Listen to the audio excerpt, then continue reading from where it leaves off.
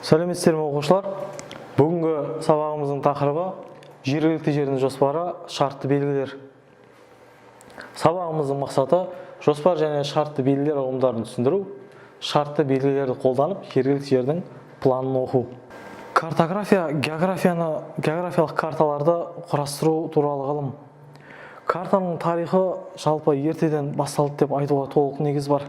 Қазіргі таңда дүниежүзі елдерінің мұражайларында балшыққа қашалған пілдің, мождың терісіне түсірілген, фарфорға түсірілген, тіпті папирусқа түсірілген карталар сақтаулы тұр. Енді көз алдымызда қазіргі таңдағы дүниежүзінің картасы, географиялық картасы.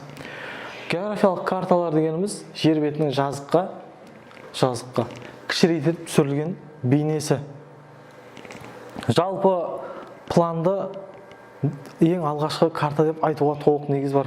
Планды көпестер, экспедиция шығатын теңізде жүзушілер алғаш пайдаланды деп айтуға болады.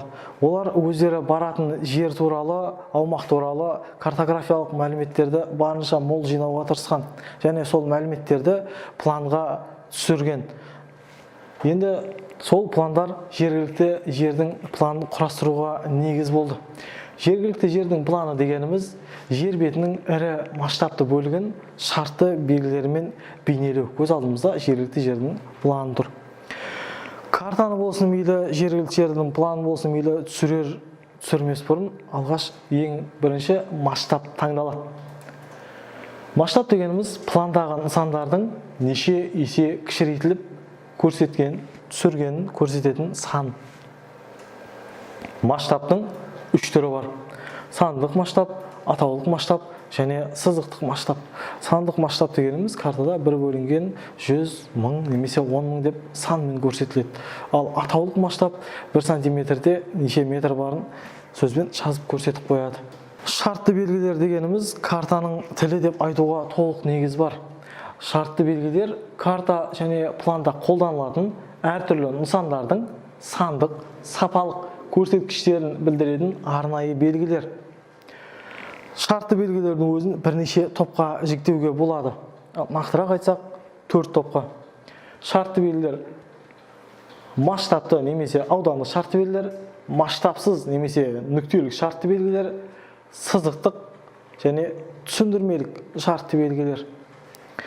Планда немесе картада аумағы үлкен орман болсын, бұталы жер болсын, аймақ болсын, яғни ауданы үлкен нысандарды осы масштабты шартты белгілерді пайдалана отырып түсіреміз. Оның мысалында қаланды, көлді де мысалға келтіруге болады. Масштабсыз шартты белгілерге темір жол көпірі, құдық, жеке тұрған ағаш, міне осындай нысандарды масштабсыз немесе нүктелік шартты белгілермен түсіреміз. Сызықтық шартты белгілермен түсіретін нысандарға тас жол, темір жолды айтуға да болады. Жыра, дала және орманды жолдардағы жалғыз аяқ жолдар және электр желісін айтуға болады. Түсіндірмелік шартты белгілермен картада белгіленген нысанның сипатын анықтайтын шартты белгілерді пайдалану керек нысандарды осында түсіндірмелік шартты белгілермен береді. Мысалға, өзен суының деңгейі, ағысының жылдамдығы деген сынды шамаларды осындай түсіндірмелік шартты белгілермен береді. Сонымен оқушылар, бүгінгі тақырыбымыз түсінікті болса, тапсырмаларды орындайық. Бірінші тапсырмамыз картаны пайдалана отырып, темір көпір салынған өзенді анықтаңыз. Яғни екінші тапсырма картадағы ең биік нүктенің биіктігін анықтаңыз. Егер тапсырманы орындап болсаңыздар, дұрыс жауабы, әрине бірінші сұрақтың жауабы Ақсу өзені. Көріп отырғанымыздай, Ақсу өзенінің бойында темір көпір салынған. Ақсу өзенін көріп отырмыз ғой.